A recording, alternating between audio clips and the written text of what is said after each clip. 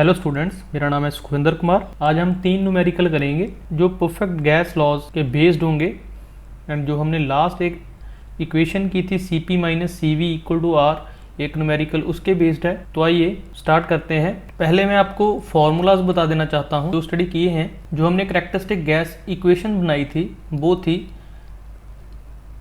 PV equal to MRT and इससे पहले equation बनने से पहले एक इक्वेशन आई थी P1V1 over T1 equal to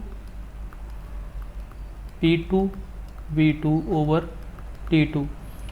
यदि आपको क्वेश्चन में कुछ कांस्टेंट बोला गया है कि कुछ कांस्टेंट है, प्रेशर कांस्टेंट है या वॉल्यूम कांस्टेंट है, तो आपको इसी इक्वेशन को यूज़ करना है। बॉयल्स लॉ, चार्ल्स लॉ इसी इक्वेशन से बन जाएंगे दोनों। लेट अस सपोज कि यदि हमारे पास प्रेशर कांस्टेंट है तो यहाँ पर जो प्रेशर है P1 that is equal to P2 हो जाएगा, तो ये कैंसिल आउट हो जाएंगे। तो हमारे पास बन जाएगा V1 over T1 equal to V2 over T2। ये इक्वेशन बन गई चार्ल्स लॉ की। यदि हमारे पास बोला गया हो कि टेम्परेचर कांस्टेंट है, यदि टेम्परेचर कांस्टेंट है तो टेम्परेचर कैंसिल आउट हो जाएंगे, तो ये इक्वेशन क्या बन जाएगी P1V1 इक्वल टू P2V2। ये इक्वेशन बन गई है बॉयल्स लॉ की। तो इसी के अकॉर्डिंग एक हमने फॉर्मूला किया था Cp minus CV equal to R and last में Cp over CV equal to gamma. तो ये फार्मूलाज हैं जो हम परफेक्ट गैस लॉज के चैप्टर में स्टडी किए हैं। तो आइए फर्स्ट न्यूमेरिकल देखते हैं। 2.5 metre cube of a gas.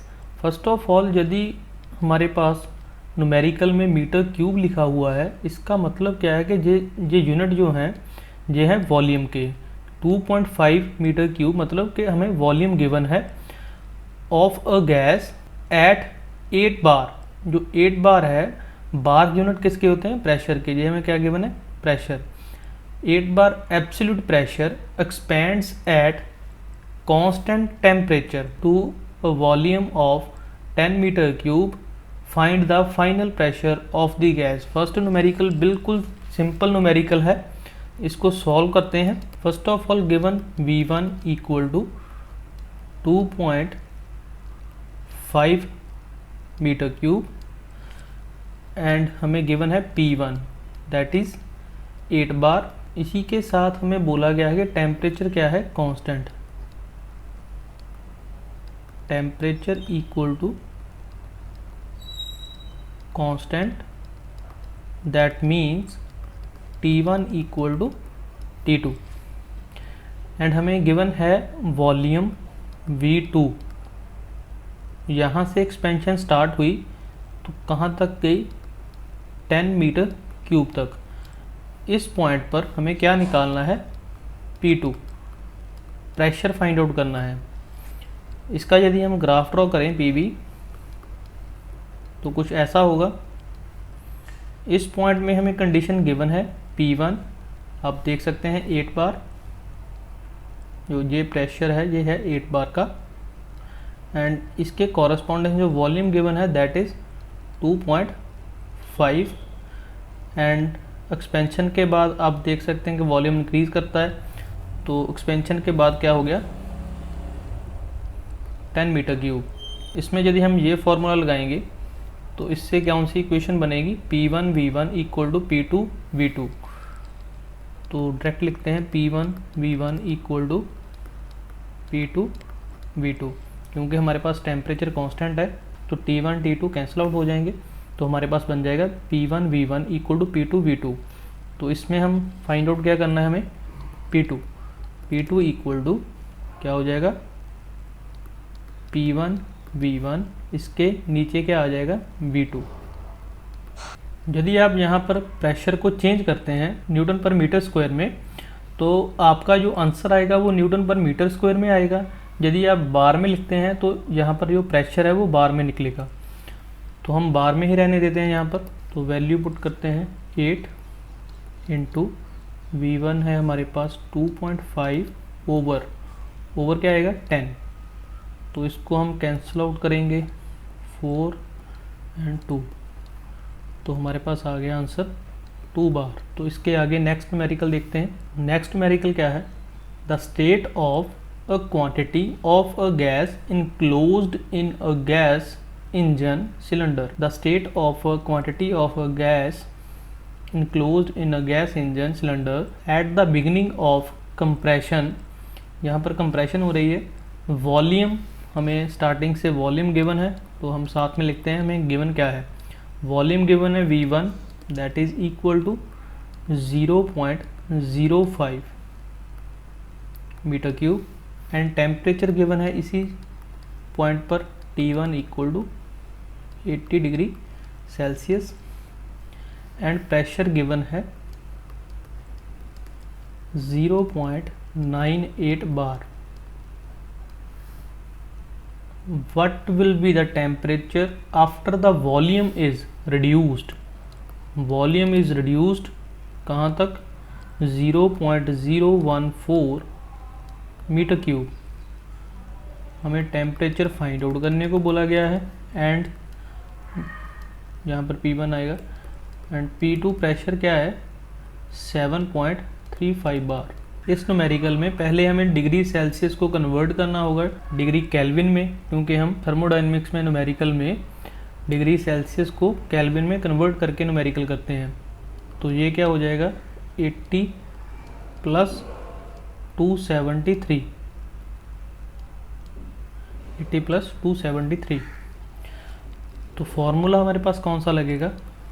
P1 V1 over T1 equal to P2 V2 over T2। यहाँ से हमें फाइंड आउट क्या करना है? T2। T2 क्या आ जाएगा? T2 ऊपर चला जाएगा यहाँ पर P2 V2 ओवर क्या आ जाएगा? P1 V1 इंटू जो T1 जहाँ पर है वो ऊपर जाके मल्टीप्लाई हो जाएगा। तो अब इसकी वैल्यू पुट करते हैं।